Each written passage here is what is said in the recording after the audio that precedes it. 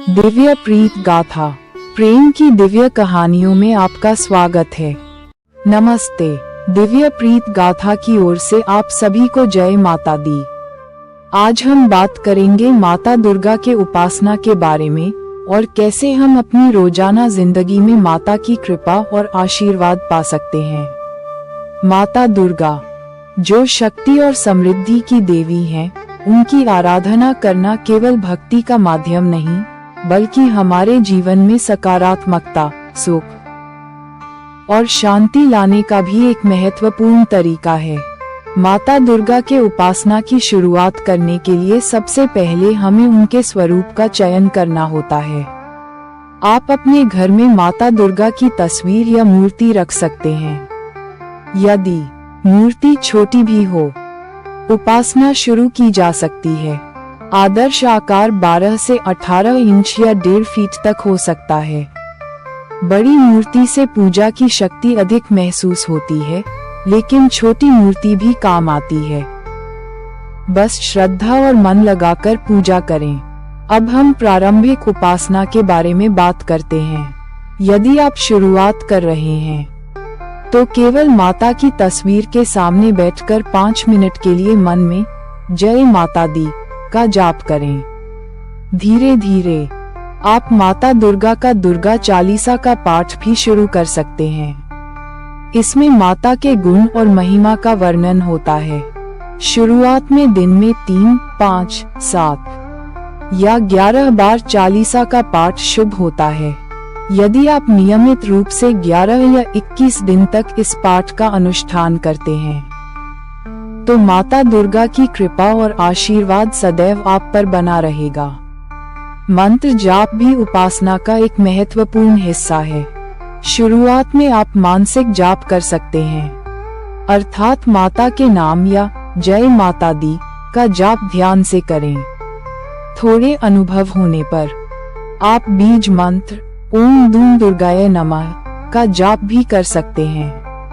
इसके लिए आप लाल चंदन की माला या रुद्राक्ष माला का उपयोग करें। शुरुआत में 1 माला से शुरू करें, फिर धीरे धीरे 2 या 3 माला तक बढ़ा सकते हैं। ध्यान रखें कि मंत्र जाप का मुख्य उद्देश्य मन और भक्ति में होता है। बोलने की गति या शब्दों की संख्या से ऊर्जा प्रभावित नहीं होती। उपासना के दौरान गुरु का चयन भी बहुत महत्वपूर्ण है। यदि कोई वास्तविक गुरु उपलब्ध नहीं है, तो आप शिव जी को अपना गुरु मानकर ओम नमः शिवाय का जाप शुरू कर सकते हैं। साथ ही एक संकल्प लेना भी आवश्यक है। संकल्प का अर्थ है अपनी मन से प्रार्थना करना कि शिव जी आपका मार्गदर्शन करें और माता दुर्गा की आराधना में सहायता दें। इससे मन और श्रद्धा का विकास होता है। थोड़े उन्नत उपासना के लिए आप माता दुर्गा के सप्तशती और शास्त्र पाठ कर सकते हैं। यदि समय कम है, तो माता के 108 नामों का पाठ या छोटा सप्तशती पाठ करें। यदि समय अधिक है, तो आप देवी कवच, अर्गल स्तोत्र और कीलक स्तोत्र का पाठ भी कर सकते हैं। इन तीनों पाठों को एक साथ करने से माता दुर्गा की कृपा और सुरक्षा दोनों आपके जीवन में प्रभाव डालती हैं। महाकाली का पाठ सुरक्षा के लिए, महालक्ष्मी धन और समृद्धि के लिए और महासरस्वती ज्ञान और बोध के लिए किया जाता है। अधिक उन्नत स्तर के लिए आप नव मंत्र ओम ह्रीं क्लीं चामुंडाय विच्चे का जाप कर सकते हैं, जो शक्ति और समृद्धि को बढ़ाता है। उपवास और भोग भी उपासना का एक महत्वपूर्ण हिस्सा हैं। आप महीने में 1 बार या हर शुक्ल पक्ष की दुर्गा अष्टमी पर उपवास रख सकते हैं। कुछ लोग हर मंगलवार को या 11/21 मंगलवार तक उपवास रखते हैं, जो बहुत शुभ माना जाता है। उपवास में अनाज का त्याग करके केवल फल और डेयरी उत्पाद का सेवन किया जाता है। भोग के रूप में आप पंचमेवा जैसे ड्राई फ्रूट्स, काजू, बादाम, किशमिश, अखरोट, मखाना, खजूर, हलवा और कभी कभी काले चने या छोले रख सकते हैं। भोग को माता के चरणों में शांति रूप से रखें। फिर आप स्वयं उसे ग्रहण करें।